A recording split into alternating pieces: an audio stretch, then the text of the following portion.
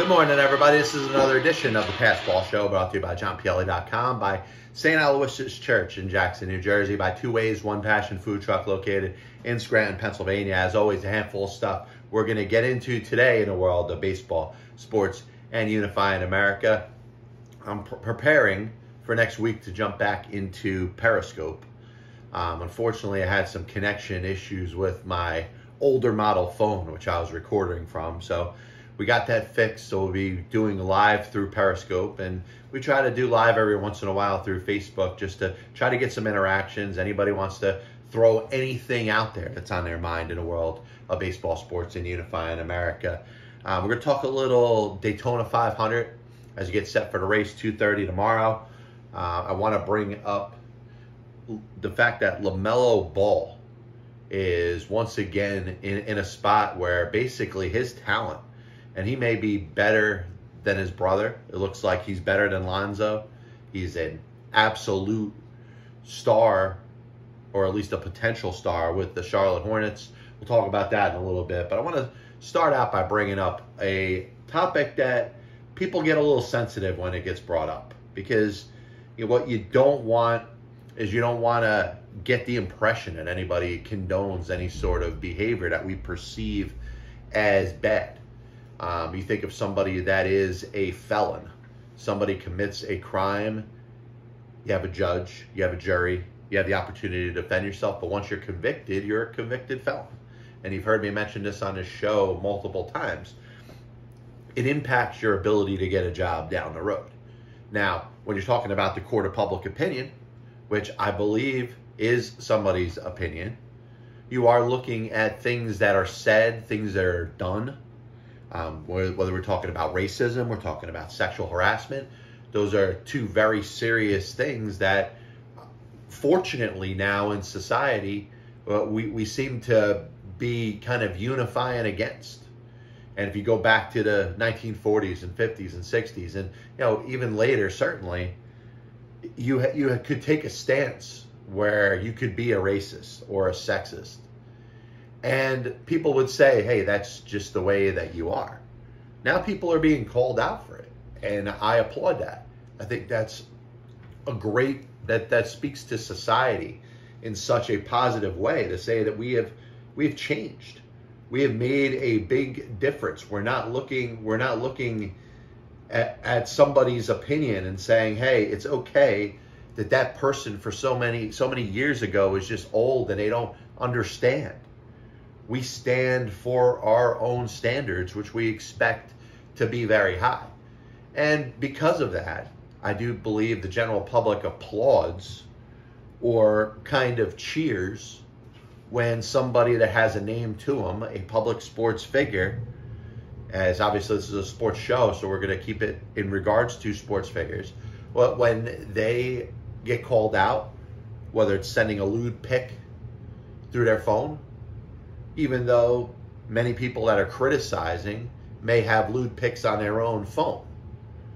You have somebody that makes racist comments. Are you caught making racist comments amongst your family and friends? Because if you are, then when you speak out against it, you sound like a hypocrite. But that's not where I wanted to get to today. You have the situation in Jacksonville with the Jaguars, where new head coach Urban Meyer, he wants to set his own staff. And I think initially the thought was, well, Urban Meyer is Urban Meyer. He's going to do whatever he wants to do. And he hired Chris Doyle, who is a controversial figure, was a strength and conditioning coach for the Iowa college football team. And he has a history. And listen, I was trying to read the story. I was trying to get the best of the story that I could. And it doesn't look like his actions or the way he didn't treat all people the same. It looks like he has some racial motivations. It looks like he may have had some problems with black players that were on that team. Now, he lost his job there. And basically, off the report that I'm reading, it has a lot to do with his treatment of black players on that team. So from public relations standpoint, if you go and you hire this guy, you understand that it doesn't look good for you. And I get it. I get that part. Should this man be barred from employment ever again? And I throw the same question, and I said it a couple weeks ago in regards to Jared Porter. Should Jared Porter never get a job in baseball again because of what he did? And I go back, and you can make so many different situations, innuendos, whatever you want to do. You know, I think of steroids in baseball. You know, Barry Bonds is not really, you know, welcomed back into the sport, even though he got a job as the hitting coach of the Miami Marlins. Mark McGwire had that sit down on, what is it, Nightline, or, you know, Barbara Walters or Katie Couric or whoever sat there and cried and said that he used steroids.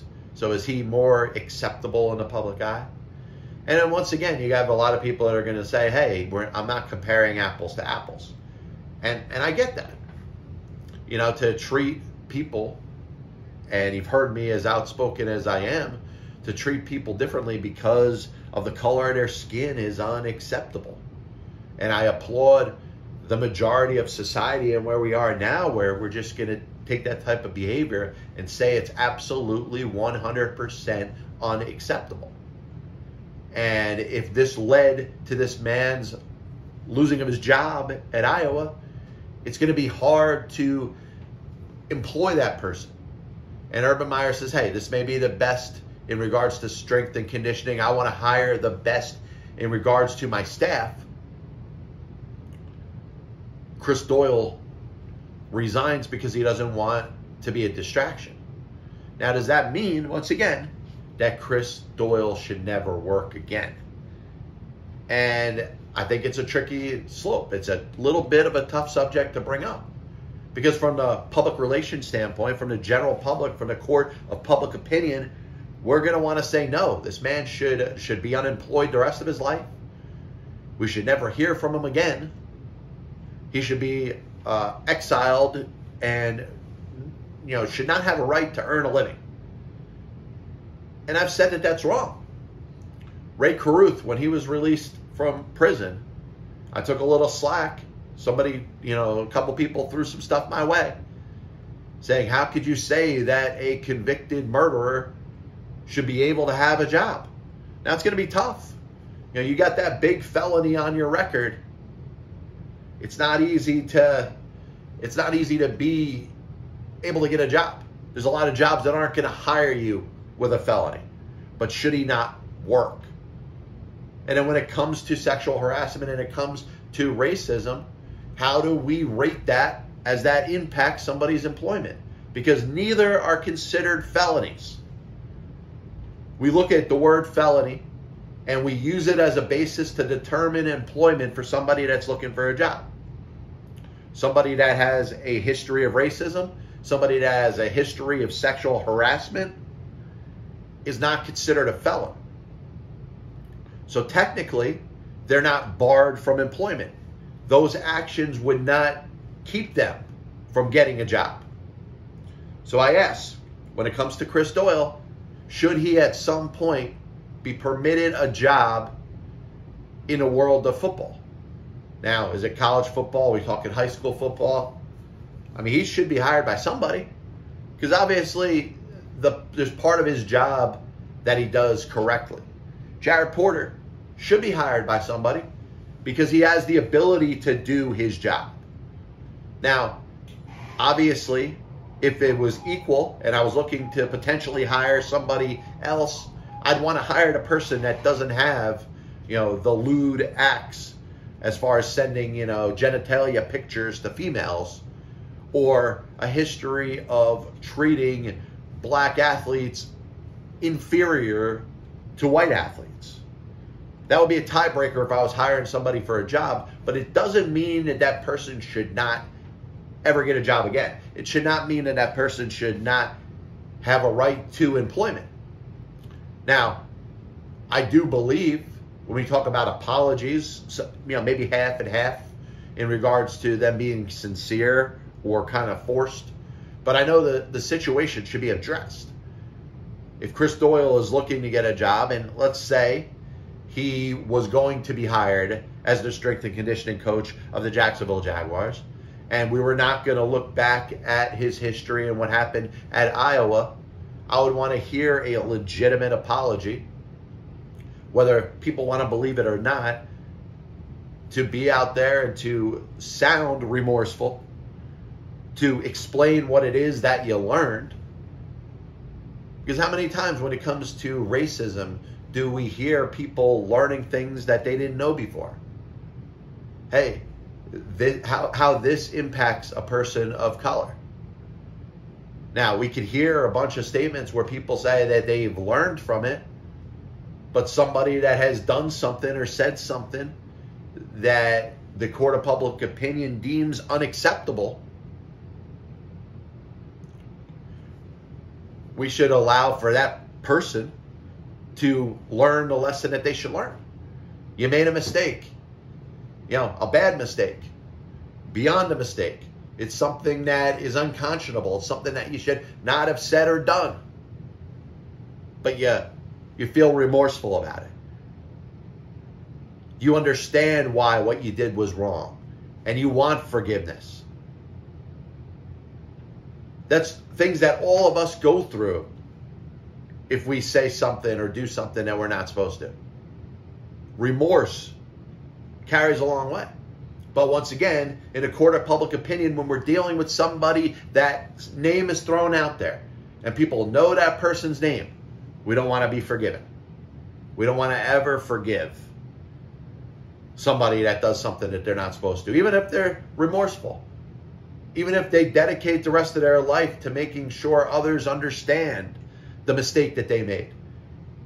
That statement that I made this mistake, it's in my past, there's nothing that I can do to change it, but I'm going to live the rest of my life to make sure others understand and won't make the same mistake that I did. We don't seem to want to give people the benefit of the doubt. As if the majority of the people, when you're talking about caving to the court of public opinion, you're talking about people that make mistakes themselves. And in some cases have said and done worse things than these other people are being accused of. So that's it. I'm done with that topic. Daytona 500 tomorrow. Should be exciting. You think of the Super Bowl, and if you kind of follow the seasons of sports as they go around, a lot of people say it's baseball season right after the Super Bowl. How did that work out last year for you, by the way? You go out there and the clock runs out of the Super Bowl. You're saying, it's baseball season. It's baseball season. And guess what? Another 5.5 months go by before it's actually baseball season. So I hope you enjoyed that last year. But obviously the Daytona 500 marks the start of the NASCAR season. You have Denny Hamlin, who's going for his third straight victory in this race, something that has never been done before. Cale Yarborough, Sterling Marlin, both won 2 straight and went out there for their third straight and were unable to finish the race. And you look at the field, and obviously if you're playing odds, the odds are on Denny Hamlin to win the race at 17-2. And you look at other aspects of the Daytona 500. Bubba Wallace, racing for the team owned by Michael Jordan. And the fact that there's a possibility that a black driver could win a Daytona 500. That's never happened before. In fact, in the history of NASCAR, there's only been one African-American driver that has ever won a race. And that was Wendell Scott in the 1960s. So it obviously would be great. And we look at, obviously, some controversies that have involved in the world of NASCAR. That noose, which turned out to not be a noose. It was a tie for a garage door. The possibility that type of behavior still exists in a treatment of black men and women in the South, it should be unacceptable. And you don't want to have it be part of the discussion when it comes to NASCAR. Should there be more black drivers? Absolutely. And I hope Michael Jordan, with the team that he owns, And Bubba Wallace, being as outspoken as he is, can encourage other African Americans to get behind the wheel and race. We look at NASCAR and unfortunately it gets portrayed as a mostly white sport. But what is it about it that makes it mostly white? It's the fact that there's white team owners, white crew, white racers, white drivers. And you'd like to see, you'd certainly like to see more African-American drivers. Now we'll see. Bubba Wallace, is he feeling a little bit of pressure? Sure. To be the only one. Jackie Robinson faced a lot of pressure when he, it was not only important for him to succeed, but he had to perform at a high level. The expectations were a lot bigger for Jackie Robinson than any other player on the Brooklyn Dodgers or any other player, in Major League Baseball in 1947. Is Bubba Wallace feeling the same type of pressure? No, probably not. But there is pressure for him to succeed. And his odds, by the way, are 22-1 if you wanted to bet on it.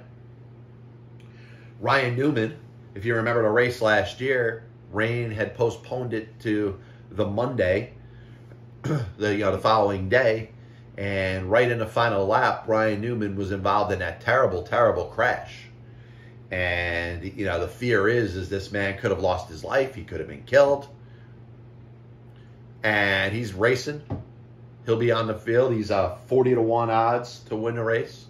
Kind of be a nice story, right? Not just from an odds standpoint, but for somebody that was in the mix to win the race last year and ended up getting into such a scary, scary crash. And you're happy to know that the man not only survived, but is back on the racetrack. Now, there's actually racers that have worse odds to win the race. If you wanted to throw a bet out there, if you had an extra $20 and you wanted to bet on B.J. McLeod, Cody Ware, Quinn Hofe, Joey Gase, or Josh Bilicki, they all have 1,000-1 odds to win the race. Now listen, if your car is out there and you're racing, you actually have a legitimate chance to win. So imagine putting $20 down and turning that into 20 grand. Or Derek Cope was actually a 2,000-1 odd to win this race. Put $5 on him. Jeez. You want to win 10 grand. Be kind of cool to do.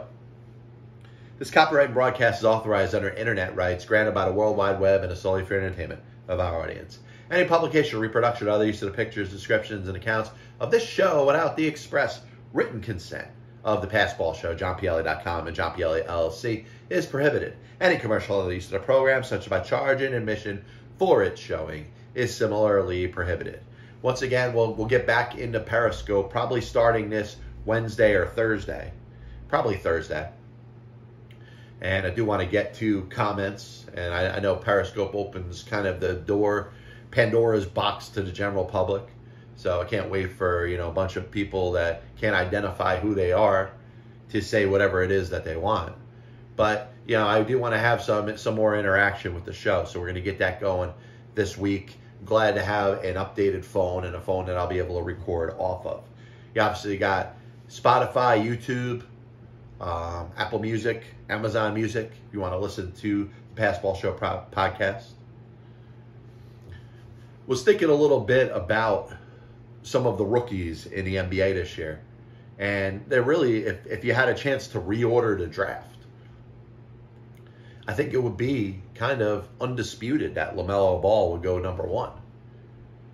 And you think of the Minnesota Timberwolves and a team that's struggling, a team that consistently has a top 5 pick every year in the NBA. You figure at some point they're going to eventually put a couple stars together and be able to at least get on the peripheries of making the playoffs.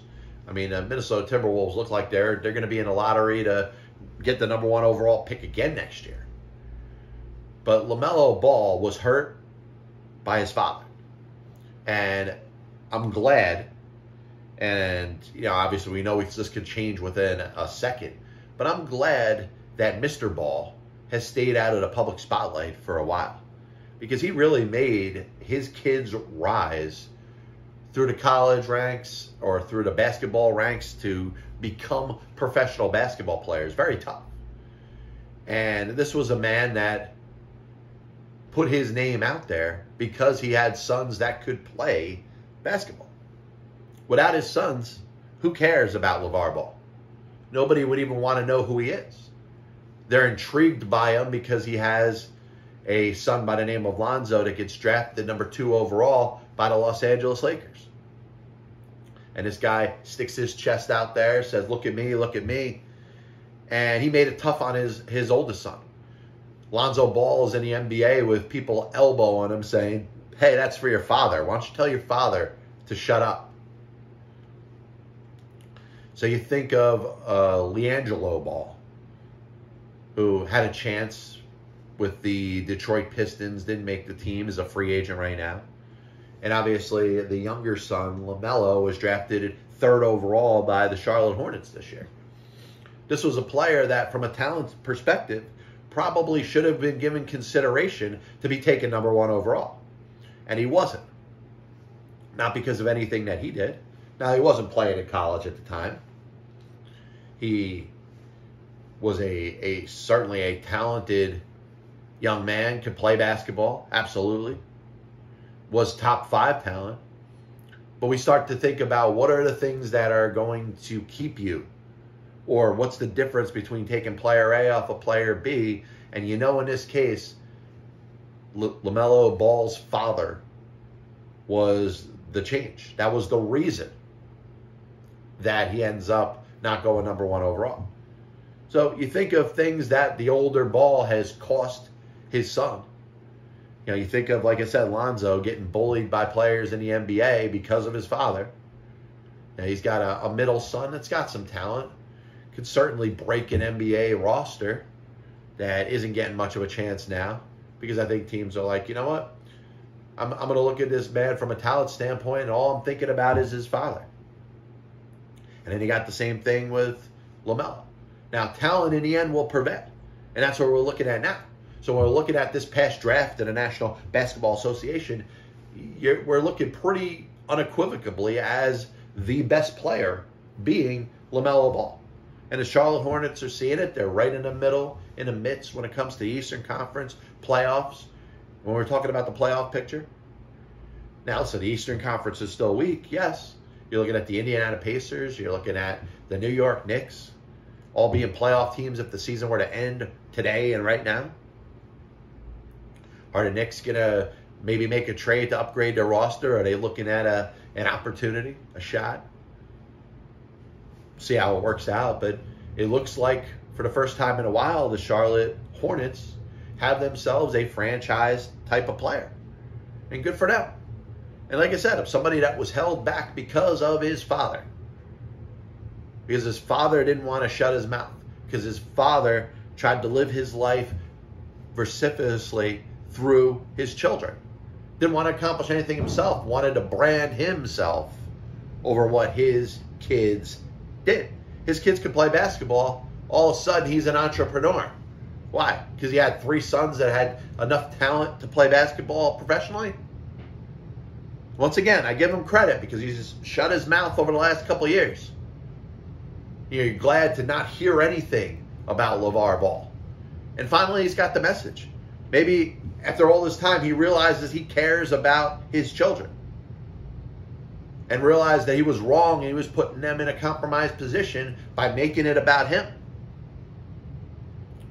A little bit of a recap of the show today, and as always, I want to thank everybody for tuning in. Past Ball Show is brought to you by JohnPielli.com, by St. Aloysius Church in Jackson, New Jersey, by 2 Ways, 1 Passion Food Truck, located in Scranton, Pennsylvania.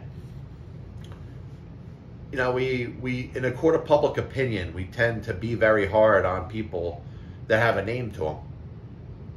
And once again, for those that are part of that cancel culture, every time somebody hears something they don't want to hear, they go right to that cancel culture.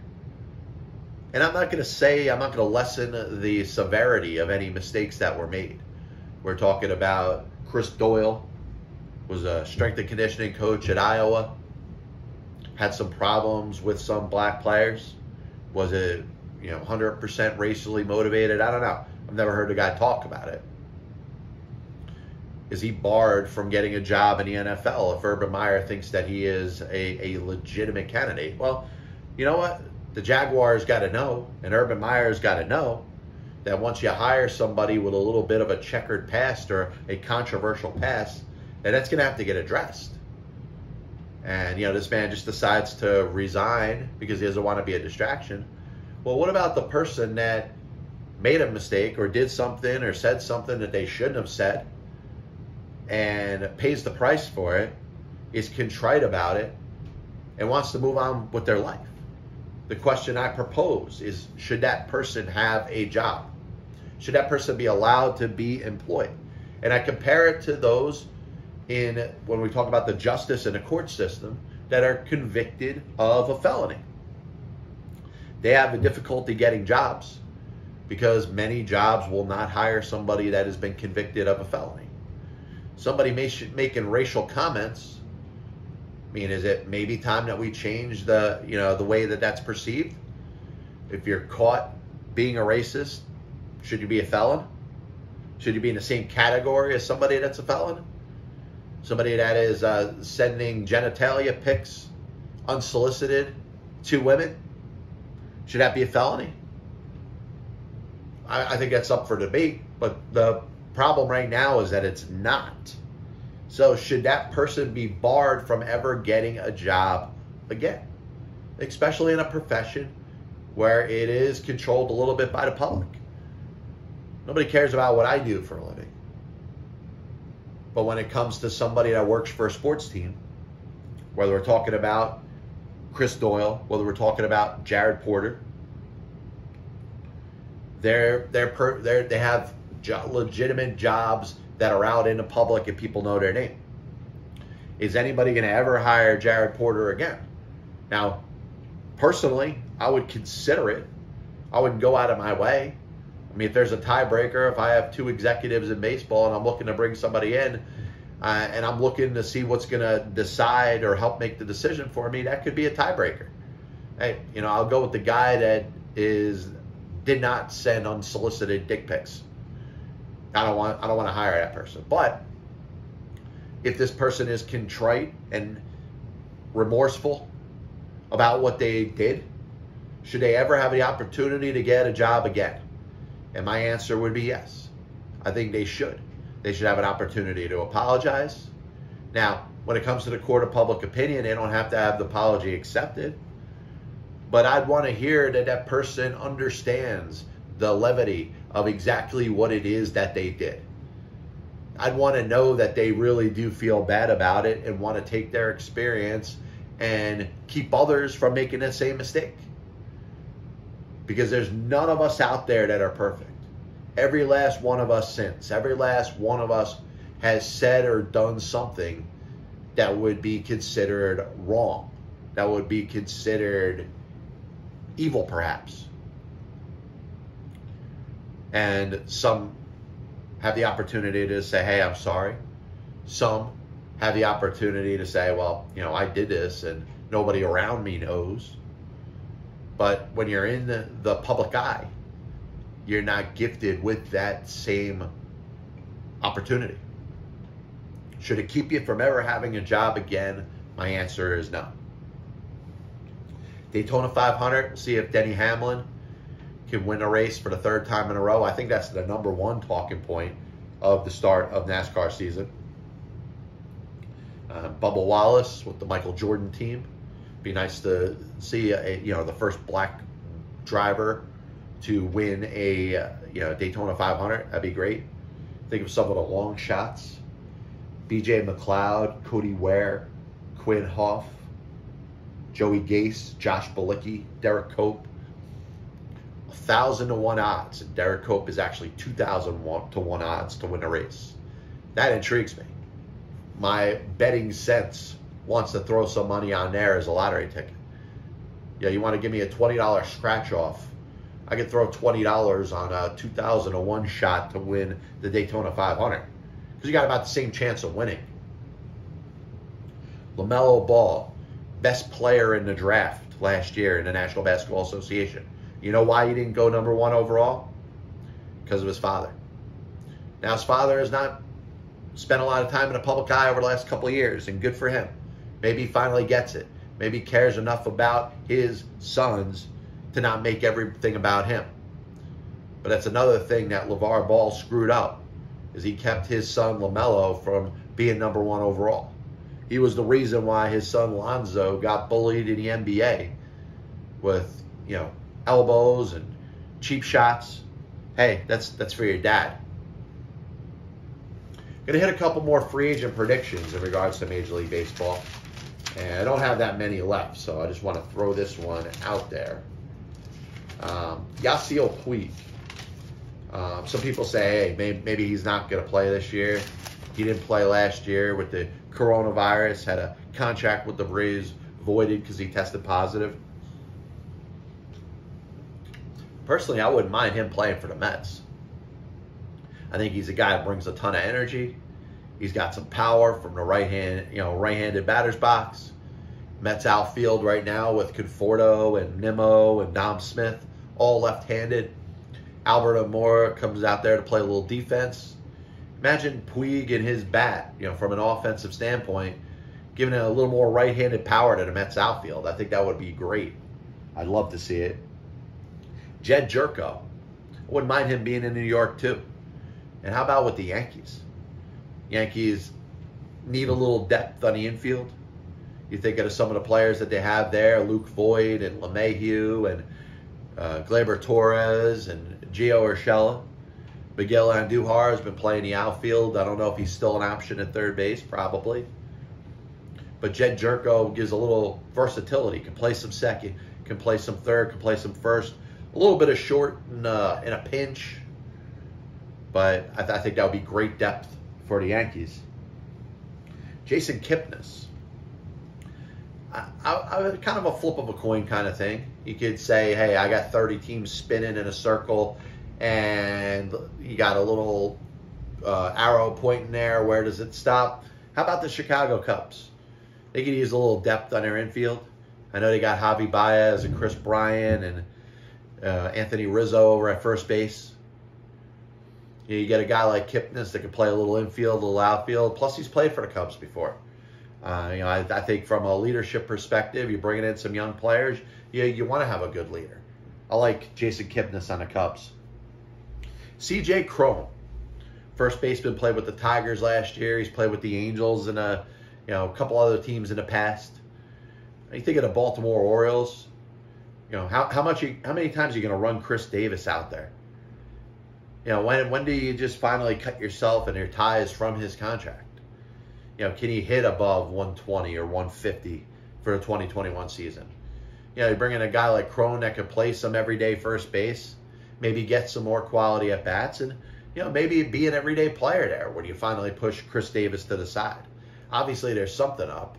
A guy that go out there and hit 100 home runs in 2 different seasons and then signs a 7-year contract, all of a sudden can't play baseball anymore. Last one we'll do today, Roberto Osuna. And we know about the controversy involved with him with domestic violence. Once again, just because he's guilty of it doesn't mean he should never play baseball again. And what are you doing when you're talking about convicted felons and they're released from prison? You want them to have a chance to do something for a living. You don't want to say, hey, that person's banned from work, because they're going to spend time. How are they going to make a living? How are they going to be able to live anywhere? They're going to be more conducive to committing more crimes, right? Same should apply to sports.